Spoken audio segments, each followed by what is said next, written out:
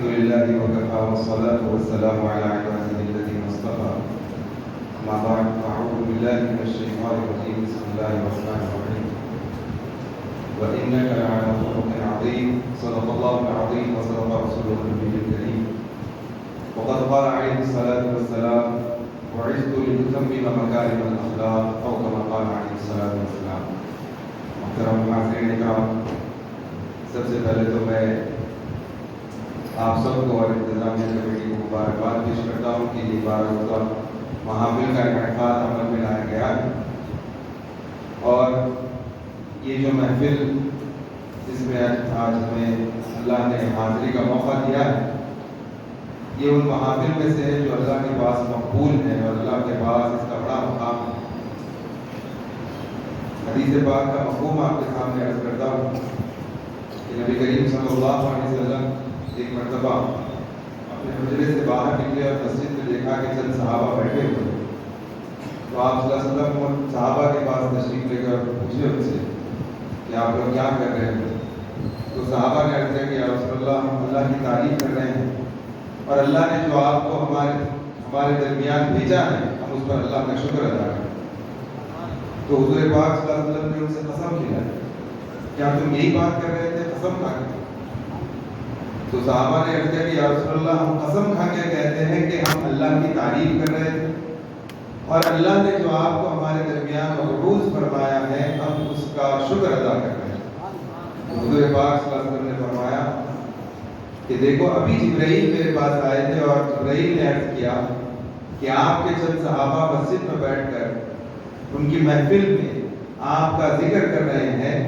تو وہاں آسمانوں میں اللہ تعالیٰ فرشتوں کی ایک محفل منعقد کر کے ان کا ذکر کر رہا ہے۔ تو ہمیں بھی اس محفل سے یہ امید ہے کہ اللہ تعالیٰ فرشتوں کے درمیان ہمارا ذکر کر رہا ہے، کیونکہ ہم اس کے حبیب اور آقا کا ذکر کر رہے ہیں، ہمارے آقا کا ذکر کر رہے ہیں، یہ ہمارے لیے باعث خوش قسمتی ہے۔ تو یہ محافل میلاد جو ہوتے ہیں، جہاں پر حضور پاک صلی اللہ علیہ وسلم کا ذکر ہوتا ہے اور جہاں پہ آپ کے محاسن، آپ کے اخلاق بیان کیے جاتے ہیں، اس محفل کا ایک ایک لمحہ قابل برکت اور باعث برکت ہوتا ہے، بہت مقدس اور عظیم ہو جاتا ہے، کیونکہ یہ اللہ کا قانون ہے کہ جو چیز کی نسبت حضور سے ہو جاتی ہے، اللہ تعالیٰ اس کو سب سے زیادہ مقدس کرتا ہے۔ پوری دنیا میں تمام علماء کا اس بات پر اتفاق ہے کہ وہ مٹی جو نبی کریم صلی اللہ علیہ وسلم کے روضہ مطہرہ کی ہے، وہ ساری دنیا میں سب سے مقدس مٹی ہے، کیونکہ اس کی نسبت حضور سے۔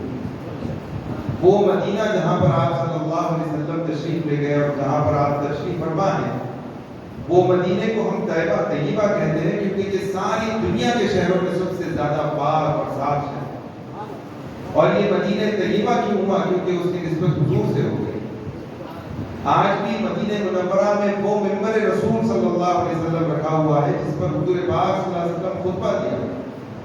وہ منبر ساری دنیا کے منبروں سے عظیم ہے، کیونکہ اس کی نسبت حضور پاک صلی اللہ علیہ وسلم سے۔ تو وہ مہینہ جس میں آپ صلی اللہ علیہ وسلم تشریف لائے ہیں، وہ بھی سارے مہینوں میں مقدس و اعلیٰ ہے، کیونکہ اس کی نسبت حضور سے ہو۔ اور یہ محفل جس میں ہم بیٹھ کر حضور کی بات کر رہے ہیں، یہ بھی تمام محفلوں سے مقدس ہے، کیونکہ اس کی نسبت بھی حضور سے۔ سبحان اللہ، ہمارے لیے اللہ کا بہت بڑا عظیم شکر ہے، اللہ کا بہت بڑا شکر ادا کرتے ہیں کہ اللہ نے ہمیں اس محفل میں حاضر ہونے کی اور کہنے سننے کی اللہ نے موقع کرا۔ اور یہ جو سیرت طیبہ، سیرت مبارکہ کا جو ذکر ہم کرتے ہیں، حضور کے اخلاق کا، حضور کے محاسن کا، حضور کے فضائل کا، حضور کی عظمتوں کا، یہ ہمارے لیے اور ہماری آنے والے نسلوں کے لیے ایک بہت بڑا عظیم درس ہے۔ اور مجھے بڑی خوشی ہوئی کہ جب میں نے یہاں پر بہت کم سے بچوں کو دیکھا، نوجوانوں کو دیکھا، کہ یہ جس چیز کا جس ذات کی ہم اتنی محبت کرتے ہیں، اتنا آپ سے والہانہ، ہمارے لیے حضور کی ذات سے بڑھ کر کوئی ذات نہیں۔ یہ ہمارے دعوے ہیں، لیکن آپ صلی اللہ علیہ وسلم کے تعلق سے معلومات ہمارے درمیان ہیں۔ ہماری حضور سے محبت بہت ہے، لیکن حضور کے تعلق سے معلومات بہت کم ملتی ہے۔ اور یہ محافل اور یہ جلسے اور یہ جو ہمارا پروگرام ہے، یہ اسی کی ایک شاخ ہے کہ ہم آنے والی نسلوں میں حضور پاک صلی اللہ علیہ وسلم کے تعلیمات اور آپ کے اخلاق اتنے سارے منتقل ہوئے تاکہ یہ بچے جب جوان ہوں گے، یہ جب بڑے ہوں گے تو ان کے بھی دلوں میں حضور کی محبت اور حضور کی سیرت کا وہی مقام رہے جو ہم اپنے بڑوں سے سنتے ہیں۔ تو آج اس محفل میں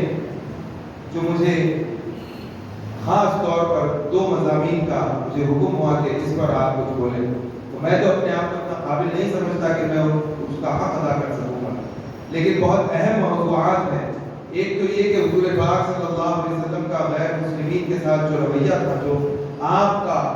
کردار تھا دوسرے غیر مسلمین کے ساتھ، وہ کیا تھا، وہ کس طریقے سے تھا، اور دوسری چیز یہ کہ غیر مسلموں نے آپ صلی اللہ علیہ وسلم کے تعلق سے کیا باتیں کہی اور آپ کو کیا مقام اور کس نظریے سے، اور آپ کی شخصیت کو کس نظریے سے انہوں نے دیکھا۔ تو ان 2 موضوع کو میں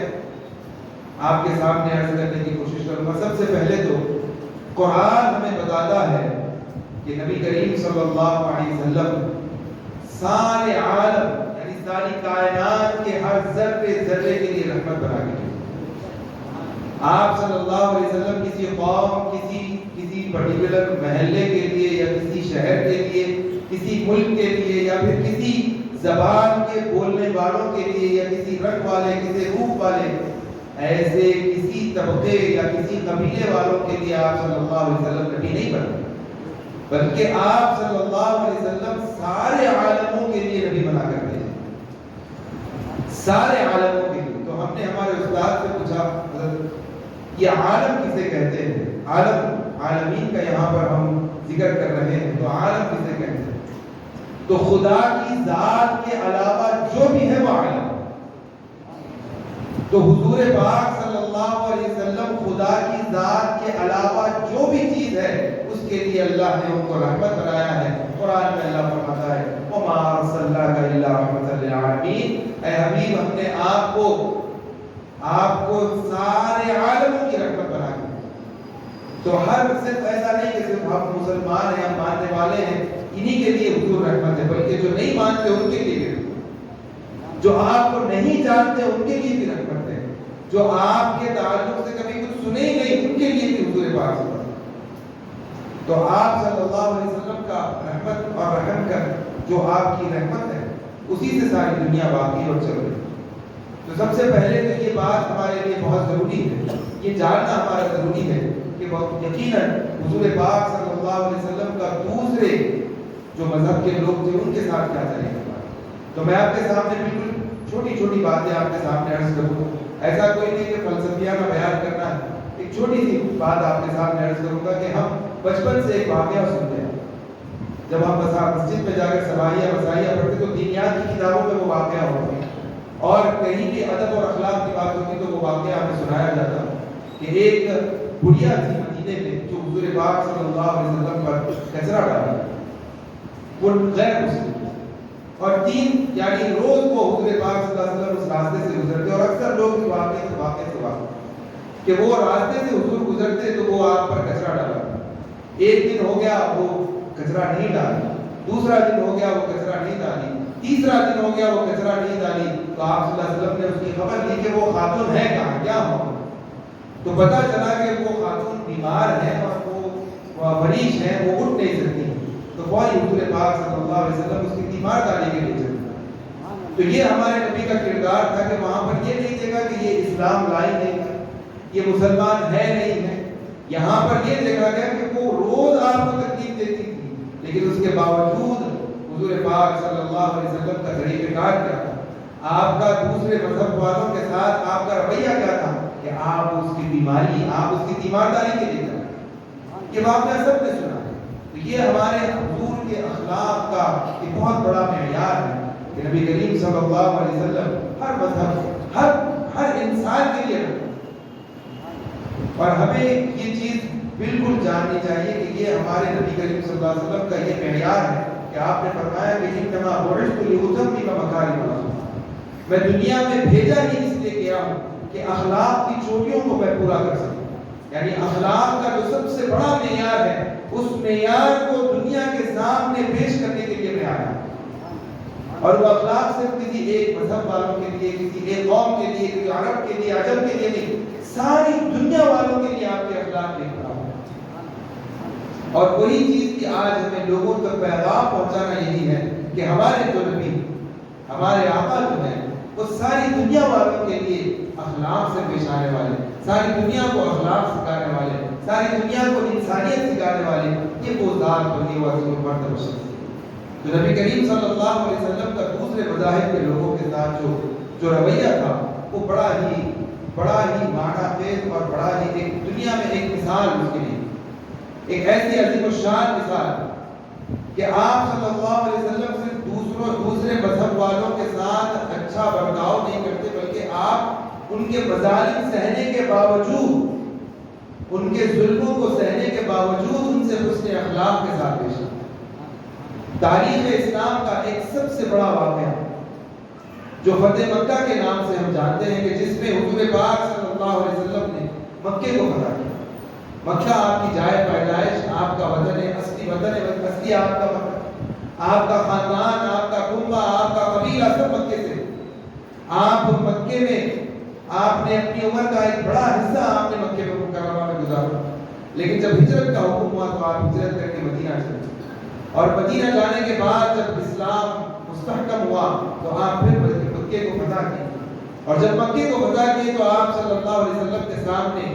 وہ سارے مظالم آپ کے سامنے تھے، وہ سارے ظالم بھی آپ کے سامنے تھے جنہوں نے آپ پر طرح طرح کے ظلم کیے، آپ کے ساتھ رہنے والوں کے ساتھ ظلم کیے۔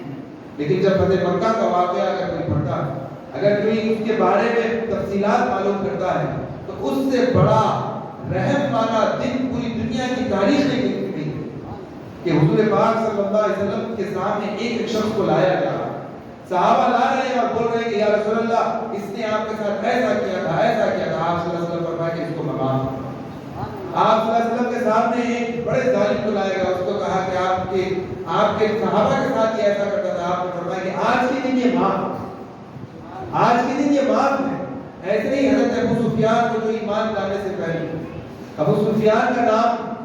اگر آپ دیکھیں تو حضور پاک صلی اللہ علیہ وسلم کے ساتھ مدنی زندگی میں جتنے بھی معرکے ہوئے، جتنے بھی جنگیں کفار اور مشرکین مکہ نے مدینے والوں کے ساتھ کی، سب سے زیادہ اگر کسی کا اس میں ہاتھ رہا تو ابو سفیان۔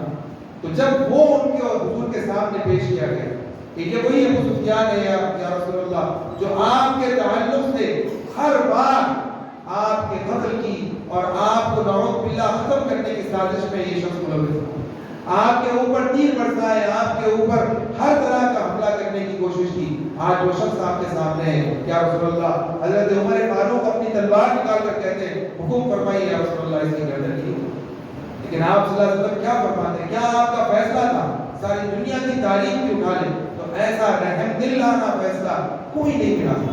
آپ صلی اللہ علیہ وسلم نے کیا کہا کہ ابو سفیان بھی آج کی تاریخ میں معاف کیا جاتا ہے، اور ابو سفیان کے گھر میں بھی اگر کوئی چلا جائے تو اس کو بھی مہمان دیتا ہوں، اس کو بھی کوئی ہاتھ نہیں لگا۔ اتنا رحم دل اور اتنی بڑی شخصیت اور اتنی عظیم المرتبہ شخصیت یہ حضور پاک صلی اللہ علیہ وسلم۔ پھر حضرت ابو سفیان ایمان لائے، پھر اس کے بعد جو واقعہ ہے وہ تو ساری دنیا جانتی ہے، لیکن وہ جو مرحلہ تھا کہ آج جو لوگ ظالم تھے، جو لوگ آپ صلی اللہ علیہ وسلم پر اس لیے ظلم کرتے تھے کیونکہ آپ نے اللہ کی طرف بلایا۔ حضور سے ان کی کیوں دشمنی تھی؟ حضور سے مکے والوں کی دشمنی کیوں تھی؟ صرف اسی کی وجہ سے کہ یہ ہمارے مذہب کو چھوڑ کر دوسرے مذہب پہ جانے کی بات ہے۔ وہ دشمنی مذہب کی بنیاد پر تھی، وہ دشمنی کس کے بارے میں تھی کہ ایک خدا کی دعوت کی طرف اور ایک طرف 300 بتوں کی پوجا کرنے والے تھے۔ تو وہ لڑائی، وہ جو جنگ تھی وہ صرف ایمان کی بنیاد پر تھی۔ وہ لوگ ہمیشہ حضور پر حملہ آور ہوتے اور حضور ہمیشہ ان کو معاف کرتے، حضور ہمیشہ معاف کرتے جاتے۔ کبھی یہ نہیں کہا کہ یہ لوگ اللہ کو نہیں مانتے، آپ صلی اللہ علیہ وسلم کی زبان سے ایسا جملہ نکلا کہ ان لوگوں کو قتل کرو۔ آپ ہمیشہ ان کے حق میں دعا کریں، اور یہ بات میں ایسے ہی نہیں کہہ رہا ہوں، آپ طائف کا مقام اٹھا لیں۔ طائف کے لوگ جب حضور پاک صلی اللہ علیہ وسلم پر عام الحزن آیا، بی بی خدیجہ جب اس دنیا سے پردہ فرما چکی، اس سال آپ صلی اللہ علیہ وسلم بہت زیادہ رنجیدہ تھے، غمزدہ تھے، اور مکے والوں کے مظالم اتنے بڑھ گئے تھے کہ آپ صلی اللہ علیہ وسلم نے سوچا کہ جو وہاں سے 100 میل کی فاصلے پر شہر ہے، وہاں کے لوگوں کو جا کر میں دین کی دعوت دوں گا۔ اگر وہاں لوگ میرے لیے اسلام کو قبول کرتے ہیں اور میرے لیے تھوڑا سا وہاں سے مدد اگر مل جاتی ہے تو میرے لیے یہاں پر کام کرنا بہت بہتر ہوگا اور آسان ہوگا۔ اس نیت سے آپ صلی اللہ علیہ وسلم کے چونکہ دنیال بھی وہاں رہتا تھا، طائف میں چند رشتے دار بھی تھے، تو اس نیت سے آپ صلی اللہ علیہ وسلم طائف ہو اور جا کر وہاں پر لوگوں کے پاس دین کی بات کہی کہ دیکھو اللہ ایک ہے، میں اس کا نبی ہوں۔ تو کیا ان طائف والوں نے کیا کہ اللہ اکبر، حضور پاک صلی اللہ علیہ وسلم پر پتھر برسائے، اتنے پتھر برسائے کہ نبی کریم صلی اللہ علیہ وسلم کے پاؤں مبارک سے خون بھی، اور آپ صلی اللہ علیہ وسلم تھک کر ایک باغ میں بیٹھتے ہیں تو باغ کا مالک کہتا ہے کہ تم یہاں پر بھی بیٹھنے کے قابل، اور جو آپ صلی اللہ علیہ وسلم کو بٹھانے والا غلام ہوتا ہے اس کی بھی سرزنش کرتا ہے، تو وہاں پر فرشتے آپ صلی اللہ علیہ وسلم کی خدمت میں حاضر ہوتے ہیں۔ جبرائیل علیہ السلام حاضر ہوتے ہیں کہ یا رسول اللہ آپ حکم فرمائیں، میں یہ ساری بستی الٹ دوں گا، سارا پہاڑ آسمان تک لے کر جا کر وہاں سے پلٹ دوں گا، یہ ایک بستی کا کسی ایک آدمی کا بھی نام و نشان باقی نہیں۔ پہاڑوں کے فرشتے آ رہے ہیں، سارے فرشتے حضور کی خدمت میں آ کر عرض کر رہے ہیں کہ یا رسول اللہ آپ حکم فرمائیں۔ تو آپ صلی اللہ علیہ وسلم نے فرمایا، کیا بڑا عظیم مرتبے اور اتنا بڑا جملہ آپ نے فرمایا کہ میں ان لوگوں سے ناراض نہیں ہوں کیونکہ یہ نہیں ایمان لائے، لیکن کہ ان کی اولاد، ان کی ذریت کو یقیناً میرے اللہ پر ایمان لائے گی، ان کو کوئی کچھ تکلیف پہنچانے کی ضرورت نہیں۔ یہ آپ صلی اللہ علیہ وسلم نے پھر انہی طائف والوں کے ساتھ جنگ ہو رہی تھی، انہی طائف والوں کے ساتھ جو آپ کو تکلیف دی، وہ قلعے میں بند ہیں اور قلعے میں سے آگ کے پتھر پھینک رہے ہیں، پتھر باندھ کر ایک مشین بنائی تھی انہوں نے منجنیق، جس کو عربی میں کہتے ہیں، وہ پتھر بنا کر وہ مشین بنا کر پتھر مار رہے ہیں مسلمانوں، اور صحابہ اس سارے قلعے کا حصار کر کر بیٹھے ہیں، اور اب صحابہ دیکھ رہے ہیں کہ وہ لوگ پتھر وہاں سے پھینک رہے ہیں، بڑے بڑے پتھر، اور صحابہ زخمی ہو رہے ہیں، صحابہ پریشان ہیں۔ اب وہ سب حضور کی بارگاہ میں حاضر ہوتے ہیں، یا رسول اللہ یہ طائف والے جو یہ قلعے میں بند ہیں، یہ لوگ آپ پر پتھر برسا رہے ہیں، آپ ایک کام کریے، آپ ہمارا معروضہ قبول کریے، آپ اللہ کے بارگاہ میں ان کے حق میں بد دعا کیجیے، یہ غیر مسلم، یہ کافر، یہ مشرک ہمارے اوپر پتھر برسا رہے ہیں، آپ ان کے بارے میں بد دعا کیجیے۔ تو حضور پاک صلی اللہ علیہ وسلم ہاتھ اٹھاتے ہیں اور ہاتھ اٹھا کر کیا کہتے ہیں؟ آپ کی دعا یہ ہوتی ہے کہ اے اللہ ان کو ہدایت فرما دے، ان کے لیے ہدایت کر دے۔ تو صحابہ پریشان اور کہتے ہیں کہ یا رسول اللہ ہم سوچے کہ اتنا ظلم ہو رہا ہے ہم پر، آپ ان کے اوپر جہنم کی آگ کی بد دعا کریں گے، ہم یہ سوچ رہے تھے، آپ تو ان کے حق میں ہدایت کی دعا کر رہے ہیں، کیونکہ یہ ہمارے نبی کا کردار ہے، یہ ہمارے نبی کا مقام ہے کہ وہ کبھی کسی کی برائی نہیں کرتے، وہ کبھی کسی کو دوسری نظر سے نہیں دیکھے، اور آپ کے صحابہ کا بھی یہی کردار ہے۔ یہ نہیں کہ حضور پاک صلی اللہ علیہ وسلم کے صحابہ، بلکہ آپ کے صحابہ تو آپ کے نقش قدم پر چلنے میں کیا کہ حضور پاک صلی اللہ علیہ وسلم کے بتائے ہوئے نقش قدم پر چلنے کے لیے اپنی جانوں کو قربان کی۔ تو حضور پاک صلی اللہ علیہ وسلم جب مدینے کو گئے، یہ ایک بڑا تاریخی واقعہ ہے، جب مدینے کو گئے، اب لوگ یہ کہتے ہیں کہ مکے میں جب تک حضور تھے تو جو لوگ مکے میں مسلمانوں کے خلاف تھے ان کے ساتھ حضور پاک صلی اللہ علیہ وسلم نرمی کے ساتھ پیش آتے، تو بعض لوگ یہ سمجھ بیٹھے کہ حضور کی چونکہ یہاں پر حکومت نہیں تھی، حضور کے یہاں پر اتنے چاہنے والے نہیں تھے، یہاں پر غلبہ کافروں کا تھا، مشرکین کا تھا، لہذا اس لیے آپ صلی اللہ علیہ وسلم خاموشی سے کام کیے، اور یہاں پر کوئی ایسا آپ نے فیصلہ نہیں کیا جس سے آپسی جھگڑا ہو، بلکہ آپ خاموشی کے ساتھ جو بھی مظالم ہوتے اس کو سہتے گئے، ایسا نہیں۔ بلکہ جب مدینے کو گئے تو آپ یاد رکھیں، تاریخی بات میں آپ کے سامنے عرض کرنا چاہتا ہوں کہ جب مدینے کو گئے تو مدینے میں جانے کے بعد دو بڑے قبیلے یہودیوں کے وہاں پر، ایک اوس نام کا قبیلہ تھا، ایک خزرج نام کا قبیلہ، یہ دو قبیلوں کا بہت بڑا اثر رسوخ تھا مدینے میں، اور اب تیسرے جو اثر رسوخ والے لوگ تھے وہ مسلمان تھے، اور مسلمانوں کی تعداد زیادہ ہو گئی، اور نبی کریم صلی اللہ علیہ وسلم جب مکے سے مدینے کو تشریف لے کر اب وہاں پر آپ دارالخلافہ، وہاں پر خلافت وہاں پر سے شروع ہوئی، اسلامی حکومت وہاں سے شروع ہوئی، تو اب یہ جو دو بڑے قبیلے تھے، آپ صلی اللہ علیہ وسلم نے ان دو قبیلوں کے ساتھ جنگ نہیں کی، نہ ہی ان کے ساتھ کوئی جھگڑا کیا، نہ ہی ان کو کوئی ان کے اوپر کوئی سینکشنز لگائے، نہ ہی ان کے اوپر کوئی پابندیاں لگائی، نہ ہی ان کو وہاں سے بائیکاٹ کیا، بلکہ سب کی ایک میٹنگ بلائی گئی، سارے قبیلوں کے سرداروں کی میٹنگ بلائی گئی، اور میٹنگ بلانے کے بعد سب سے پوچھا گیا کہ آپ کے کیا ضروریات ہیں، آپ کے کیا ضروریات ہیں، آپ کے کاروبار میں کیا آپ کو ضرورت چاہیے، آپ کی کھیتی باڑی، آپ کے باغیچوں کے لیے کیا ضرورت کی چیزیں ہیں، مسلمانوں کی کیا ضرورت کی چیزیں، ساری چیزیں وہاں پر ڈسکس ہوئی۔ اس کے بعد حضور پاک صلی اللہ علیہ وسلم نے ایک دستاویز بنانے کا حکم دیا جس میں مدینے میں رہنے والے قبائل کو کیا حقوق حاصل ہیں، ان کی کیا ذمہ داریاں ہیں، ان کے کیا حقوق ہیں، ان کی کیا رائٹس ہیں، ان کے کیا ڈیوٹیز ہیں، وہ آپ صلی اللہ علیہ وسلم نے اس میں تحریر فرمائے۔ اور خدا کی قسم سارے محققین نے یہ بات کہی ہے، اور ہمارے جامعہ نظامیہ کے فارغ التحصیل جو دنیا کی بڑے بزرگوں میں اور اس صدی کے بڑے محققین میں جن کا شمار ہوتا ہے، ڈاکٹر حمید اللہ صاحب علیہ رحمۃ و رضوان، جنہوں نے کم و بیش 10 زبانوں میں الگ الگ حضور یعنی 10 زبانوں میں آپ حضور پاک صلی اللہ علیہ وسلم کی جو سیرت لکھی ہے محمد رسول اللہ، اس کا ایڈیشن چھپا ہے۔ آپ نے 4 زبانوں میں قرآن کا ترجمہ کیا ہے۔ اتنی بڑی شخصیت لکھتی ہے کہ یہ وہ پہلا دنیا کا سب سے پہلا لکھا ہوا کانسٹیٹیوشن ہے، دستور ہے جو نبی کریم صلی اللہ علیہ وسلم نے بنایا۔ وہ ساری دنیا کو ایک مثال دی کہ کس طریقے سے دنیا میں کانسٹیٹیوشن بنے گا، قوانین ترتیب پائیں گے، آئین بنے گا، اور اس کے حساب سے حکومتیں چلیں گی، اس کے حساب سے وہ جمہوریتیں چلیں گی، وہ اس کے حساب سے ملک چلیں گے، بادشاہتیں چلیں گی۔ یہ پہلا وہ دستاویز تھا جو ریٹن کانسٹیٹیوشن کے نام سے المیثاق کے نام سے آپ نے کتاب لکھی اور اس سے یہ بات ہے، اور یہ پہلا دستور تھا۔ آج پوری دنیا میں دستور لکھے جاتے ہیں، اس سے قوانین ترتیب کیے جاتے ہیں۔ سب سے پہلے دستور لکھنے والے کون؟ نبی کریم صلی اللہ علیہ وسلم۔ اور کس لیے لکھا؟ تاکہ کوئی غیر مسلم کا حق نہ مار سکے، تاکہ جو غیر مسلمین ہیں ان کے حقوق کا تحفظ کیا جائے۔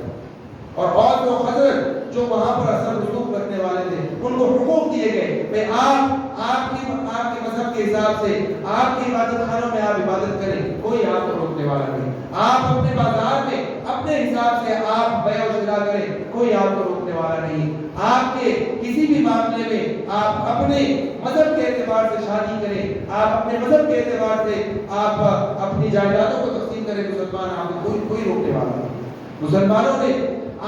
دوسرے مذہبوں کو اتنا ان کے حقوق کی حفاظت کی کہ وہ وہاں پر بہترین طریقے سے وہ مدینے میں، اور یہ بات ساری دنیا کو پتا ہے۔ اور ہمارے پاس آج جو مراحل سے گزر رہے ہیں، یہ بڑی عجیب و غریب سچویشن ہمارے پاس آ گئی کہ بہت غلط چیزوں کو پروموٹ کیا جا رہا ہے، پروپوگیٹ کیا جا رہا ہے، پھیلایا جا رہا ہے۔ حضور پاک صلی اللہ علیہ وسلم کے تعلق سے جو باتیں کہی جاتی ہیں، خاص طور پہ ہندوستان میں اگر آپ دیکھیں تو ہندوستان میں اسلام جو آیا، آج جو ہندوستان کی ایک بڑی تعداد مسلمان ہے، تو آج ہمارے سامنے ایسا بتایا جا رہا ہے کہ فلاں بادشاہ نے فلاں صدی میں ہندوستان پر حملہ کیا، اور فلاں نے قبضہ کیا، اور فلاں نے یہ کیا، فلاں نے وہ کیا۔ تو آپ یہ بات جانتے ہیں، آپ یہ بات ذہن میں رکھیں، اور کوئی اگر پوچھے تو آپ اس کو بتائیں کہ مسلمان حکمرانوں کی وجہ سے اسلام ہندوستان میں نہیں آیا۔ ہندوستان وہ جو حکمران تھے ہندوستان پہ اگر حملہ کرتے تو وہ اپنی سلطنتوں کی وجہ سے، وہ اپنی بادشاہت کی وجہ سے کرتے۔ اگر ہندوستان میں اسلام آیا ہے تو وہ خواجہ اکبری کی وجہ سے ہے، وہ حضرت قطب بختیار کاکی رحمۃ اللہ علیہ کے ذریعے سے آیا ہے، حضرت نظام الدین اولیاء کے ذریعے سے آیا ہے۔ یہ لوگ اسلام کی دعوت لے کر ہندوستان میں، اور ان لوگوں کے تعلق سے ایک واقعہ بھی آپ بتا دیں کہ انہوں نے کسی غیر مسلم کی ناحق جان کی، کسی غیر مسلم کی طرف اٹھا کر کہا کہ تم یہ کرنے کے قابل نہیں۔ یہ سب محبت، رواداری اور دوسروں کے ساتھ حسن سلوک کرتے، تبھی تو جوک در جوک لوگ اسلام میں داخل۔ یہ غلط پروپیگنڈا ہمارے سامنے بتایا جاتا ہے کہ فلاں بادشاہ نے آ کر ہندوستان پر حملہ کیا، اس کی وجہ سے مسلمان، وہ بادشاہ ہے جو اپنی سلطنتوں کو بڑھانے کے لیے، اپنی سرحدوں کو بڑھانے کے لیے ہندوستان آئے۔ اور یہاں کے بھی جو بادشاہ، یہاں کے جو حکمران تھے، یہاں کے جو مہاراجا تھے، یہاں کے جو سمراٹ کہلاتے تھے، ان لوگوں نے بھی جو مسلمان بادشاہ دوسرے ملکوں سے آتے ان کے ساتھ لڑائیاں کیوں کی؟ مذہب کی بنیاد پہ کسی نے نہیں کی، بلکہ ان سے لڑائیاں اس لیے کی تاکہ وہ اپنی سلطنتوں کو بچا سکیں۔ وہ بادشاہوں کی لڑائی تھی، وہ سلطنتوں کی لڑائی تھی، آج اس کو مذہب کی لڑائی سمجھ کر بتایا جا رہا ہے۔ کبھی اسلام اور دوسرے مذہبوں کے درمیان کبھی کوئی لڑائی نہیں ہوئی۔ ہندوستان کی تاریخ میں مذہب کو لے کر کبھی کوئی نہ کیا نہیں. آج ایسا ماحول بنایا جا رہا ہے کہ اس کو تنازع کا ذریعہ بنایا جا رہا ہے، لیکن کبھی ہر مذہب والا ہندوستان کا اتنا ملٹی کلچرل ڈائیورس ہمارا ملک ہے کہ یہ ہندوستان کو دیکھ کر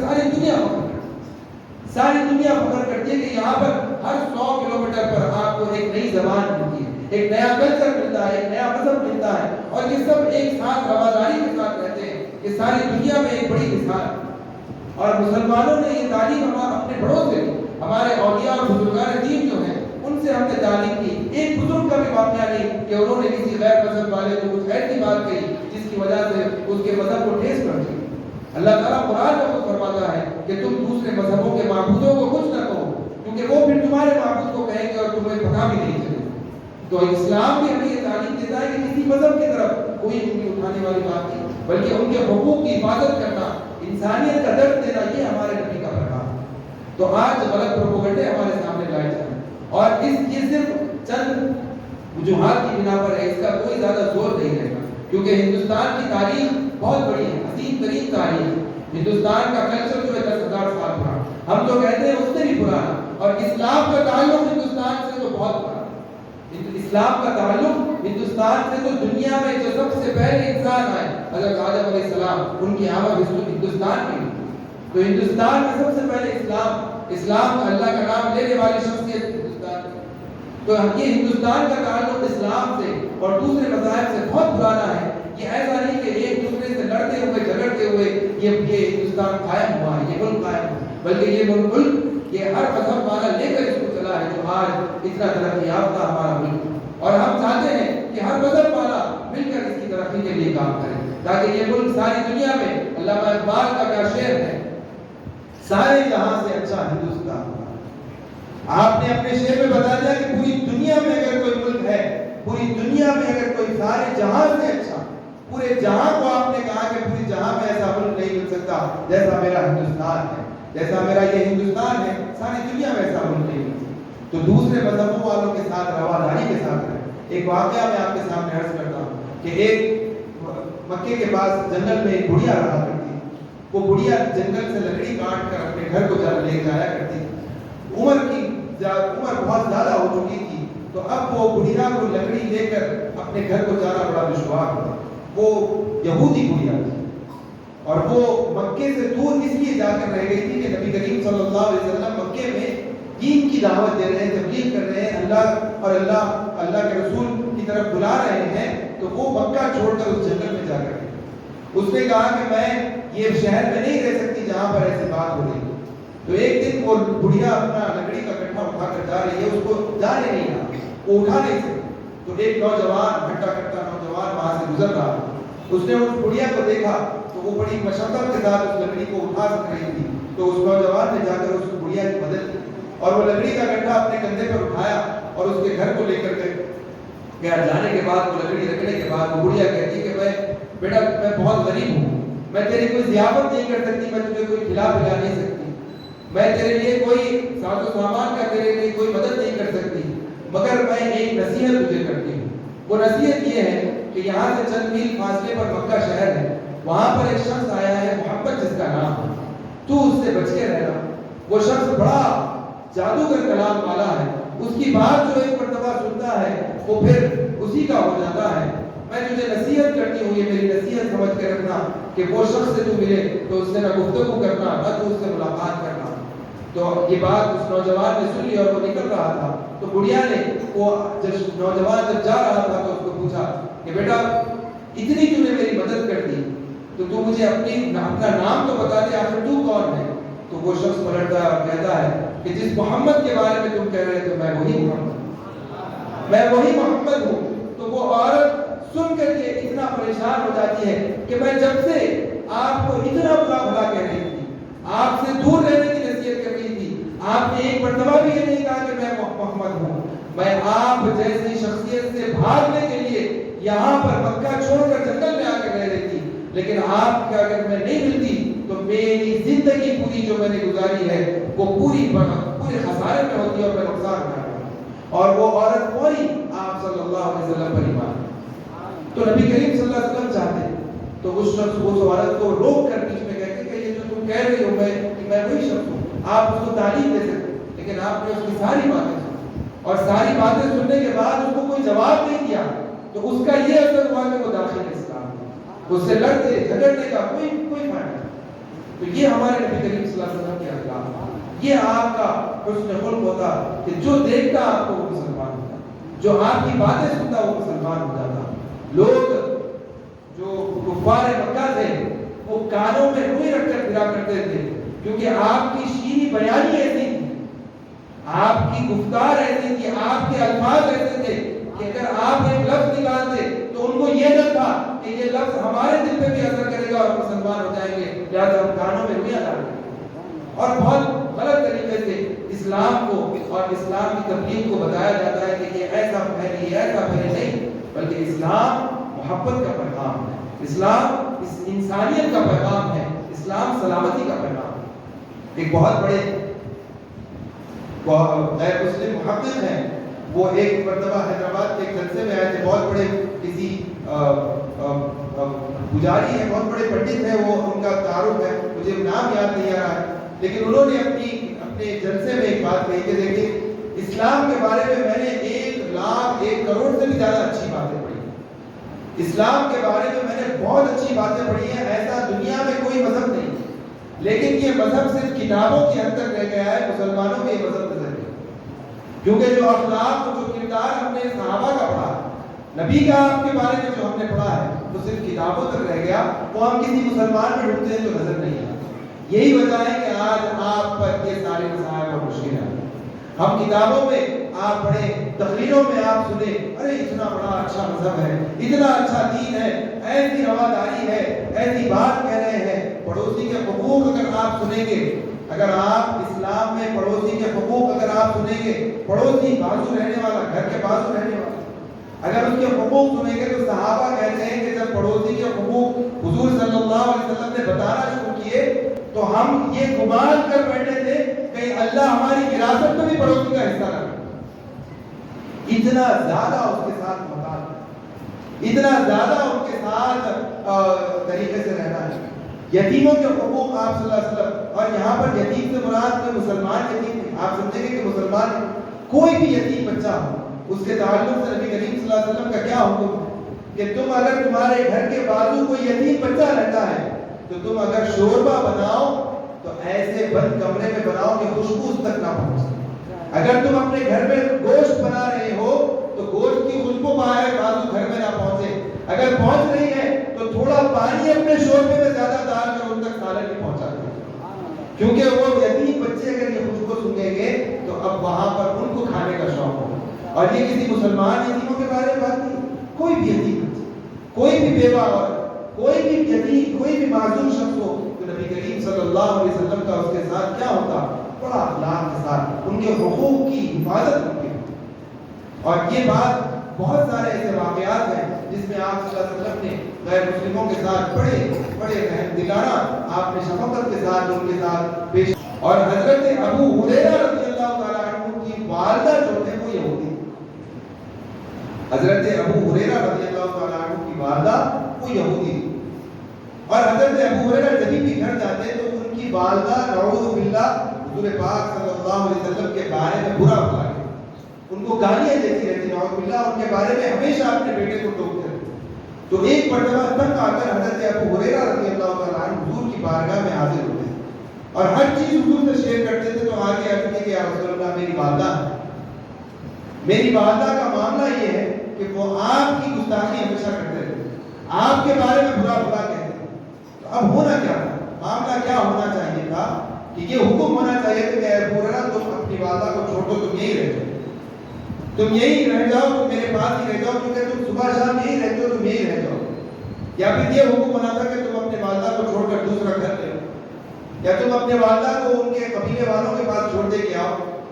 یہ کوئی آپ نے فیصلہ نہیں کیا، بلکہ آپ صلی اللہ علیہ وسلم فوری آپ نے حضرت ابو ہریرہ کے سامنے جیسا معروضہ سنا، آپ اپنے ہاتھوں کو اٹھاتے اور اللہ سے دعا کرتے ہیں کہ اے اللہ ابو ہریرہ کی والدہ کو ہدایت عطا فرما، ابو ہریرہ کی والدہ کو ہدایت عطا فرما۔ تو حضرت ابو ہریرہ عرض کرتے ہیں کہ میں حضور کے پاس سے مجلس ختم ہوئی، میں گھر گیا تو جب دیکھا تو گھر کی کنڈی لگی ہوئی تھی، تو والدہ عام طور پر غسل کرنے کے وقت گھر کی کنڈی لگا دیتی، تو میں سمجھ گیا کہ غسل کر رہی ہے، میں باہر کھڑا رہا، اور جب غسل ہو گیا تو وہ اپنی گھر کی کنڈی کھولتی ہیں اور باہر آ کر ابو ہریرہ سے کہتی ہے کہ ابو ہریرہ میں کلمہ پڑھنا چاہتی ہوں اور ایمان میں داخل ہونا چاہتی ہوں۔ تو نبی کریم صلی اللہ علیہ وسلم نے آپ کو کوئی مشورہ نہیں دیا، بلکہ آپ نے جو آپ کے خاص صحابی کو، ان کی والدہ ہیں، ان کے تعلق سے آپ بتا سکتے تھے ان کو بلاؤ میں بات کروں گا، کچھ نہیں، وہ والدہ ہیں، ان کا مقام بڑا ہے، آپ صرف ان کے حق میں دعا کریں۔ تو اگر کوئی تکلیف پہنچاتا ہے تو آپ اس کا بدلہ نہیں لیتے تھے، بلکہ اس کے حق میں ہدایت کی دعا کی تعلیم۔ یہ نبی کریم صلی اللہ علیہ وسلم کا کردار، یہ آپ کا دوسروں کے ساتھ رواداری۔ اور حضور پاک صلی اللہ علیہ وسلم کے زمانے میں مکہ ہو یا مدینہ ہو، ہر بار ہر وقت آپ یہ تصور نہ کریں کہ وہاں صرف مسلمان رہتے تھے، بلکہ یہود و نصارہ سب رہتے تھے۔ اور ایک مرتبہ حضرت عمر فاروق رضی اللہ تعالیٰ عنہ کے زمانے میں، میں آپ کو یہ بات اس لیے عرض کر رہا ہوں کیونکہ یہ بہت اہم ہے کہ آج کی تاریخ میں ہم اس بات کو بالکل اچھی طریقے سے سمجھ سکتے ہیں کہ حضرت ابو ہریرہ رضی اللہ تعالیٰ، حضرت عمر فاروق کا زمانہ تھا، اور وہاں پر حضرت عمر فاروق کے زمانے میں آپ گشت کرنے کے لیے نکلتے تھے، تو ایک بوڑھا یہودی تھا، وہ وہاں پر مانگتے ہوئے پھر رہا تھا، تو حضرت عمر نے اس کو بلا کر پوچھا کہ تم مانگ کیوں رہے ہو؟ تو وہ کہتا ہے کہ میں بوڑھا ہوں، میرے ہاتھوں میں جان نہیں ہے، کوئی کام نہیں دے رہا، تو لہٰذا میں مانگتے ہوئے پھر رہا ہوں۔ تو آپ نے اس یہودی کا ہاتھ پکڑا اور جو بیت المال ہوتا ہے اس کو تشریف لے گئے، اور وہاں پر جانے کے بعد سارا حساب کتاب بتایا، اور سارا حساب کتاب بتانے کے بعد کہا کہ یہ یہودی جو ہے یہ کون ہے، کہاں سے ہے، تو اس کے بارے میں معلومات حاصل ہوئی کہ جب تک یہ جوان تھا، اس کے جسم میں طاقت تھی، یہ کماتا تو جو بھی اس کے اوپر جزیہ ہوتا، وہ ٹیکس ہوتا، وہ وہاں پر دیتا، اور بالکل جو بھی اس کے جو حقوق تھے وہ ادا کرتا۔ تو حضرت عمر فاروق ایک یہودی کے لیے کیا کرتے ہیں کہ یہاں پر بالکل آپ سمجھ جائیں کہ کتنی بڑی یہاں پر آپ نے فیصلہ فرمایا کہ آپ نے فوری وہاں پر خزانچی کو بلایا اور کہا کہ آج کے بعد سے جتنے بھی ایسے یہودی ہیں جو غیر مسلم ہیں، نان بلیورز، نان مسلمز ہیں، آج کے بعد سے ان کے لیے ایک وظیفہ مقرر کرو اور ہر مہینہ ان کو وہ وظیفہ پہنچنا چاہیے۔ آج کے بعد سے یہ لوگ، کیونکہ یہ لوگ جب ہٹے کٹے تھے تو جب یہ حکومت کو یہ جب فراہم کرتے تھے پیسہ تو ہم نے ان سے پیسہ لیا، اب جب یہ کما نہیں سکتے ہیں تو ہم ان کو ان کی مدد نہ کریں تو خدا کی قسم میرا رب مجھ سے سوال کرے گا کہ تم نے ان لوگوں کا خیال کیوں نہیں کیا۔ یہ حضرت عمر فاروق رضی اللہ تعالیٰ کی بات ہے کہ وہ ایک غیر مسلم کے حق کو پامال ہونے سے بچا رہے ہیں، کیونکہ اس کے حق کے تعلق سے خدا مجھ کو سوال ہے، خدا کے پاس سوال ہوگا اگر آپ کسی غیر مسلم کا حق پامال، آپ اس کو یہ سمجھ کے تکلیف دیتے ہیں کہ یہ اللہ کو نہیں جانتا، اگر آپ اس کا حق پامال کرتے تو خدا کے پاس جواب ہے۔ اور حضرت عمر فاروق نے وہ اسکیم جاری کی، اور کتاب الاوائل میں اور بہت سارے ایسے فضائل میں جہاں پر حضرت عمر فاروق کے فضائل کی باتیں لکھی گئی ہیں، وہاں پر یہ بات سب نوٹ کرتے ہیں کہ سب سے پہلے اگر کوئی شخص وظیفہ جاری کیا ہے، وظیفہ یعنی جو وظیفہ ہوتا ہے، ماہانہ پینشن جس کو ہم کہتے ہیں، وہ شخصیت حضرت عمر فاروق کی۔ آج ساری حکومتیں آپ دیکھ لیں، آپ تلنگانہ، آندھرا، ہر جگہ دیکھ لیں، وہ حکومت کا سب سے پہلا ایجنڈا کیا ہوتا ہے کہ ہم 60 سال والوں سے زیادہ والوں کو وظیفہ دیتے ہیں، ہم بیواؤں کو وظیفہ دیتے ہیں، یہ ان کا پروپیگنڈا ایجنڈا ہوتا ہے۔ اور یہ کام 1400 سال پہلے حضرت عمر فاروق نے انجام دیا، اور یہ کوئی مسلمان کے تعلق سے نہیں، غیر مسلم کے تعلق، اور اس کے حقوق کو بچانا اللہ کے پاس جواب دہی سے بچنے کے لیے۔ تو یہ چند معروضے آپ کے سامنے تھے کہ کس طریقے سے حضور پاک صلی اللہ علیہ وسلم دوسرے مذہب والوں کے ساتھ پیش آتے تھے۔ اور چونکہ میرا دوسرا مضمون بھی ہے، اس کے تعلق سے میں بہت ریسرچ کرتا تھا کہ وہ کہنے کا موقع ملا تھا، لیکن وقت بھی کم ہے۔ میں ایک بات آپ کے سامنے کہتا ہوں کہ ایک شخص ہے، یہودی مصنف ہے، مائیکل ہارٹ اس کا نام ہے، ساری دنیا میں اس کا نام مشہور ہے، اور یہ بہت بڑا مصنف ہے۔ اس نے ایک کتاب لکھی کہ تاریخ میں، پوری تاریخ میں 100 لوگوں کا اس نے واقعات لکھے، 100 لوگوں کی اس نے ہسٹری لکھی، اور کہا کہ یہ 100 لوگ ایسے ہیں جنہوں نے تاریخ بدل دی۔ اور ان 100 لوگوں میں اس نے امریکہ کے پریزیڈنٹس ہیں، اس میں بہت الگ الگ ملکوں کے الگ الگ لوگ ہیں، کوئی فائنینشیل جو یعنی کوئی روم کے بادشاہ ہیں، کوئی ایران کے بادشاہ ہیں، بہت سارے لوگوں کے اس میں نام ہیں، 100 لوگوں کے نام ہیں، اور اس نے حضور پاک صلی اللہ علیہ وسلم کا بھی تذکرہ کیا۔ اور نبی کریم صلی اللہ علیہ وسلم کو ان 100 لوگوں میں سب سے اوپر نمبر 1 پہ اس نے رکھا. تو جب اس نے نمبر 1 پر رکھا تو لوگوں نے اس سے سوال کیا. وہ اپنے مقدمے میں لکھتا ہے, میں کتاب کا ذراف بتایا تھا کہ اس نے اپنے مقدمے میں لکھا ہے, جو کتاب کے ابتدائی حصے میں جو آتھر ہوتا ہے وہ اپنی طرف سے چند چیزیں لکھتا ہے, چند خیالات کا اظہار کرتا ہے کہ میں نے کتاب کیوں لکھی, اس کتاب میں میں نے کیا لکھا. تو وہ اس کتاب کے اس مقدمے میں ذکر کرتا ہے کہ مجھے سوال کیا گیا کہ تم خود یہودی ہو, تم نے کرسچن ہے, وہ کرسچن ہے, تو اس نے اس سے پوچھا گیا کہ تم نے جیسس کا نام پہلے کیوں نہیں لکھا, محمد صلی اللہ علیہ وسلم کا نام پہلے کیوں لکھا. تو اس نے کہا کہ مجھ سے یہ سوال ہوا. تو وہ جواب میں دیتا ہے کہ دیکھو حضور پاک صلی اللہ علیہ وسلم نے نبوت کی جو عمر تھی آپ کی 23 سال کی, آپ کی کل عمر 63 سال کی, 40 سال کی عمر میں آپ نے اعلان نبوت کیا. 23 سال کی مدت میں آپ نے سارا اسلام, پورے اسلام کے قواعد, اس کے کلیات جزئیات کے ساتھ آپ نے دنیا تک پہنچایا. یہ 23 سال کی مدت میں آپ نے ساری دنیا بدل دی, اور تاریخ میں کوئی ایسی شخصیت نہیں ہے کہ جو اتنے کم عرصے میں اتنا بڑا ریولیوشن لے کر. اور اس کے بعد جو دوسری وجہ اس نے لکھی کہ محمد صلی اللہ علیہ وسلم جس ماحول میں پیدا ہوئے, جہاں ان کی پیدائش ہوئی, وہ ایک چھوٹا سا قصبہ, ایک چھوٹا سا قبیلہ, ایک چھوٹا سا گاؤں مکہ. وہ کوئی بڑی ریاست نہیں تھی, وہاں کوئی بڑی بادشاہتیں نہیں چلتی, نہ وہ کوئی بڑے بڑے تعلیمی ادارے تھے, کچھ نہیں تھا. ایک مکہ جو چھوٹا سا شہر تھا, وہاں پر آپ کی پیدائش ہوئی, اور آپ کے پیدا ہونے سے پہلے اللہ نے آپ کے سر سے باپ کا سایہ اٹھایا, اور آپ کی کم عمری میں ماں کا سایہ آپ سے اٹھا لیا گیا, اور ایسے ہی آپ کے جو سرپرست حضرات تھے ان کا سایہ آپ کے سر سے اٹھا لیا گیا. یعنی آپ کو خاطر خواہ تعلیم دینے والی شخصیت کوئی نہیں تھی. نہ باپ ہوتا تو باپ اپنے بیٹے کو تیار کراتا ہے, اس کے پڑھائی لکھائی کا اہتمام کرتا ہے, اس کے رہن سہن کا اہتمام کرتا ہے, ماں اہتمام کرتی ہے, اس کا سرپرست. تو آپ کے یہ سارے مسائل جو تھے وہ وہاں پر موجود نہیں تھے. جو ماحول میں آپ تھے وہاں پر کوئی تعلیمی ماحول نہیں تھا, کوئی ریولیوشن لانے والا نہیں تھا. اور جتنے کم عرصے میں آپ نے ساری دنیا تک جو اپنا پیغام پہنچایا ہے, وہ پیغام اس طریقے سے, اس طرز سے بھی ساری دنیا میں پہلے کسی کو نہیں دیکھا. تو وہ کہتا ہے کہ ایسے ماحول میں اگر کوئی شخص انسانیت پر اتنا اثر انداز ہو سکتا ہے تو یقیناً وہ میرے پاس دنیا کا سب سے محترم آدمی. اور اسی لیے میں نے اس شخص کے نام سے اور اس شخص کے ذکر سے اپنی کتاب شروع کی, کیونکہ جتنے بھی دوسرے 99 نام ہیں وہ یا تو کسی بادشاہ کی اولاد ہے, یا تو وہ کوئی بڑی یونیورسٹی سے تعلیم یافتہ کیا ہے, یا تو وہ کوئی بڑے مہذب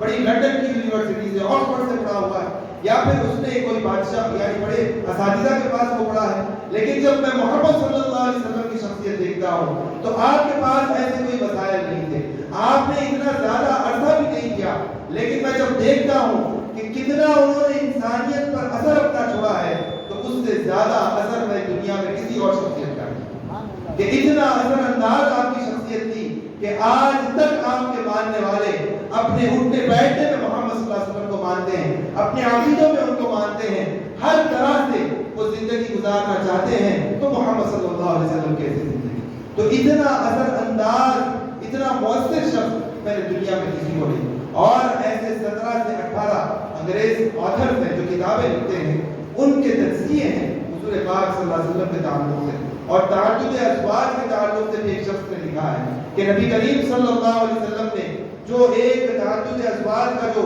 مسئلہ آپ پر اٹھایا جاتا ہے, اس میں بھی آپ صلی اللہ علیہ وسلم نے حکمت عملی ایسی کی تھی کہ سارے قبائل کو جوڑنا وہاں پر.